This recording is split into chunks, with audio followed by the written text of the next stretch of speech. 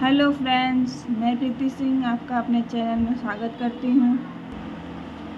हिंदी भाषा और विकास के अंतर्गत हम लोग देखेंगे आज हिंदी उत्पत्ति और उसका अर्थ। डॉक्टर भोलानाथ तिवारी के अनुसार हिंदू शब्द का प्राचीनतम प्रयोग 7वीं सदी के अंतिम चरण के ग्रंथ निषीध चूड़ी में प्रथम बार शब्द का प्रयोग मिला था।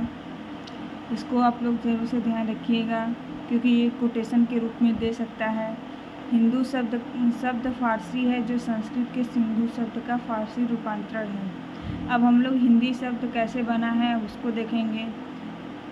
सबसे पहले सिंधु से हिंदू हुआ, हिंदू से हिंद हुआ, हिंद से हिंदिक हुआ, फिर हिंदिक से फिर हिंदी शब्द की उत्पत्ति हुई है।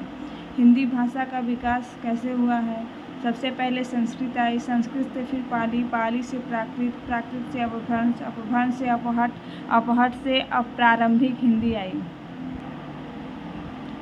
अब हम लोग हिंदी और उसकी उपभाषा और बोलियों का वर्गीकरण देखते हैं। एक तरफ अपभ्रंश लिखा हुआ है, एक तरफ उपभाषा और एक तरफ बोलियां लिखा हुआ है। सौरसेनी अपभ्रंश से तीन उपभाषाओं का जन्म हुआ है, पश्चिमी हिंदी, राजस्थानी और पहाड़ी हिंदी। पश्चिमी हिंदी के अंतर्गत कौरवी बोलियां आती हैं। हरियाणवी को ही बांगरू कहते हैं। दक्षिणी ब्रजभाषा बुंदेली, कन्नौजी। दूसरा है राजस्थानी। राजस्थानी के अंतर्गत मारवाड़ी आती है। जयपुरी को ढूंढाती कहते हैं। मेवाती और मालवी। पहाड़ी हिंदी के अंतर्गत कुमाऊनी और गढ़वाली। अर्धमागधी दूसरा अपभ्रंश जो है अर्धमागधी है। अर्धमागधी के अंतर्गत पूर्वी हिंदी आती है। पूर्वी हिंदी के अंतर्गत अवधी, बघेली और छत्तीसगढ़ी। इसको ABC से आप लोग याद कर सकते हैं। A से अवधी, B से बघेली, C से छत्तीसगढ़ी। मागधी से बिहारी हिंदी, भोजपुरी, मगही, मैथिली। हिंदी भाषा की प्रमुख बोलियां और अन्य नाम और उसकी उपबोलियां देखते हैं अब हम लोग। हरियाणवी बोली के अंतर्गत अन्य नाम इसका बांगरू और देशवाली आता है। इसके अंतर्गत उपबोलियां जाटू और चमरवा है। ब्रज भाषा बोली के अंतर्गत इसके अन्य नाम अंतर्वेदी है और इसकी उपबोलियां भुक्सा, जाटोवादी और डांगी है। ये ब्रज भाषा की उपबोलियां इस जो फिलहाल फरवरी में पेपर हुआ है उसमें ये पूछा गया था कोटेशन के रूप में कि ब्रज भाषा के अंतर्गत कौन सी उपबोलियां आती हैं। उसमें ये दिया गया था। बुंदेली के अन्य नाम बुंदेलखंडी है और उपबोलियां पावरी, बनाफरी और लोधांती है। सेकेंड शिफ्ट में ये पूछा गया था। अवधी बोली के अंतर्गत अन्य नाम कौशली, बैसवाड़ी और उपबोलियां हैं जोलाहा, गहोरा। कौरवी का अन्य नाम खड़ी बोली है। छत्तीसगढ़ी बोली के अन्य नाम खलटारी और लहरिया है। बघेली का अन्य नाम रिवाई है और उपबोलियां निबट्टा है। डिंगल का अन्य नाम भाट भाषा है। पिंगल का अन्य नाम नाग भाषा है। अब हम लोग देखते हैं हिंदी बोलियों के नामकर्ता। कौरवी बोली के नाम करते हैं राहुल साकृत्यायन जी। ब्रज बोली के नाम करते हैं ईश्वर चंद्र गुप्त जी। राजस्थानी भाषा के नाम करता है गृहस्थ जी। डिंगल भाषा के नाम करता है बाकी दास जी। बिहारी भाषा बोली के नाम करता है गृहर्षण जी। भोजपुरी बोली के नाम करता है रेमंड जी। मैथिली बोली के नाम करता है कोलब्रुक जी। हिंदी की कुल 5 उपभाषाएं और 18 बोली। अब हम लोग हिंदी की प्रमुख बोलियां और उसका क्षेत्र देख लेते हैं कि कौन सी बोलियां के अंतर्गत कौन सा क्षेत्र आता है। आकार बहुला के अंतर्गत कौरवी आती है, कौरवी बोली आती है। कौरवी बोली कौन से क्षेत्र के अंतर्गत बोली आती है? रामपुर, मुरादाबाद, बिजनौर, मेरठ, मुजफ्फरनगर, सहारनपुर, दिल्ली और गाजियाबाद में कौरवी बोली आती है।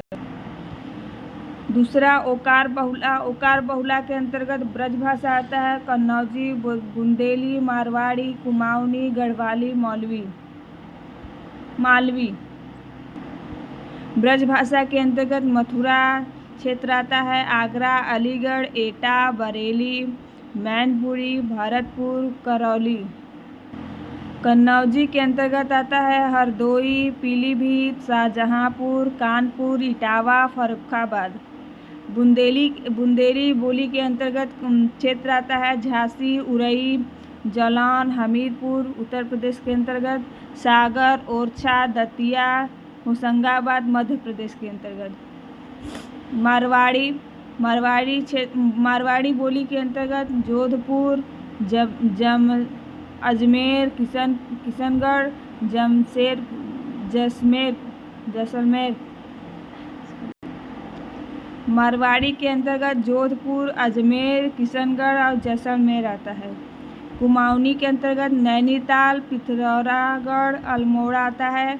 गढ़वाली के अंतर्गत उत्तरकाशी, चमोली, टिहरी, गढ़वाली आती है। मालवी के अंतर्गत उज्जैन, प्रतापगढ़, रतलाम और इंदौर आती है। इकार बहुला के अंतर्गत भोजपुरी आती है। भोजपुरी बोली कहाँ बोली जाती है? भोजपुर में, बलिया, गोरखपुर, देवरिया, बनारस, शाहाबाद, छपरा, चंपारण। उदासीन बहुला बोली कहाँ है? अवधी क्षेत्र में बोली जाती है। अवधी बोली कहाँ बोली जाती है? अयोध्या में, लखीमपुर खीरी, बहराइच, बाराबंकी, गोंडा, उन्नाव, फैजाबाद, मिर्ज़ापुर, लखनऊ, प्रतापगढ़, सीतापुर, फैजाबाद, जौनपुर। बघेली, रीवा, मिर्ज़ापुर, जबलपुर और मंडला। खड़ी बोली ब्रज और अवधी भाषा की विशेषताएं हम लोग देख लेते हैं। खड़ी बोली शब्दों का आकारांत होना, जैसे आड़ा, खोटा, लोटा आदि। व्यंजन का द्विज की प्रकृति भी इस बोली की प्रमुख विशेषता है, जैसे बेटा, बापू, ऊपर, गड्डी आदि। खड़ी बोली में न के स्थान पर ड़ का प्रयोग होता है। खाड़ा, जाड़ा, राड़ी, अपड़ा आदि ये सब शब्द कोटेशन के रूप में पाँच छः शब्द का 5-6 विकल्प में दे देगा कि पहला शब्द, दूसरा, तीसरा, ऐसे विकल्प में दे देगा कि कौन सा ग्रुप में सही है।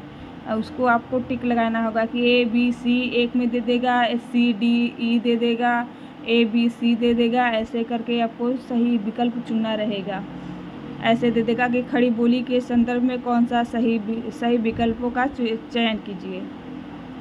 इसलिए आपको पूरा अध्ययन करना पड़ेगा विस्तृत। खड़ी बोली के कुछ विशिष्ट अव्यय उसके स्वरूप की विशेषता को व्यक्त करते हैं। कुछ कद को कब कहा जाता है, जद को जबे कहा जाता है, इब को अब, होर को और, कदी को कभी आदि। खड़ी बोली में प्रयुक्त कुछ सर्वनाम भी विशेष प्रकार के हैं, जैसे मुझ को मुझ कहा जाता है, मारा को हमारा, थारा को तुम्हारा, कुछ को कोड़ को कौन। ब्रज भाषा औकारांत प्रवृत्ति के अंतर्गत आता है, जैसे आयो, गयो, खायो, कारी, पीरो, अच्छो, बुरो आदि। उत्तम पुरुष एक वचन में हव का प्रयोग होता है। मैं के लिए होता है हव ना जातू, मैं नहीं जाता, इसके लिए प्रयोग होता है। क्यों के स्थान पर च्यों का प्रयोग होता है ब्रज भाषा में। तुम क्यों न आए, इसका मतलब होता है तुम क्यों नहीं आए।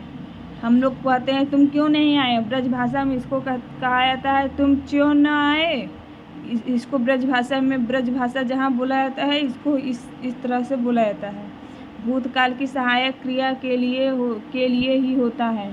हे का प्रयोग होता है। बू जातु हो, इसका मतलब होता है वह जाता था।